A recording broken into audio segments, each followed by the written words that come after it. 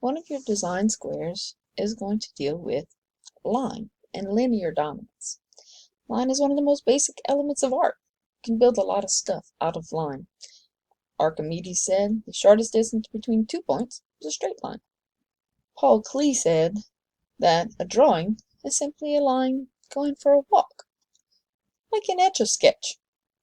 All Etch-a-Sketch art is made from a single dot that is moved on a vertical and a horizontal axis to make lines.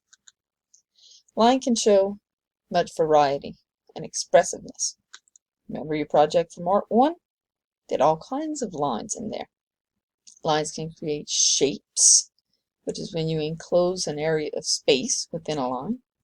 Can create forms, which is the illusion of 3 dimensions by using values or contours. Lines can create textures to make something look like it feels a certain way. Lines can even make values. The closer together you put your lines, the darker the values. The further apart you put them, the lighter the values. And lines can even convey motion. They can draw your viewer's eyes in a certain direction. Linear dominance is when an image is created predominantly with lines.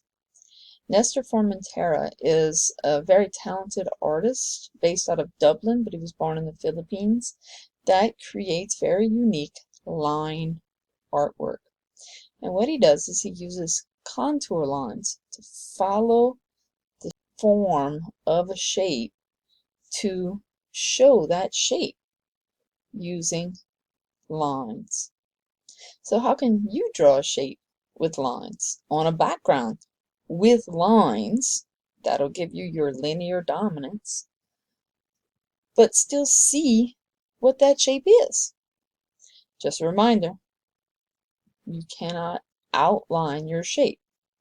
So here's some things to try to create that contrast between your positive space, the shape itself, and the negative space, the area around it. Try line directions. Within your shape, use lines that go one direction, and then in your negative space, try a different direction. Like this student sample. Inside of his shape, horizontal lines. In his negative space, he used a radiating line from a center point.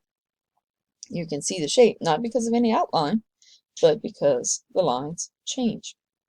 You can also vary your line weight.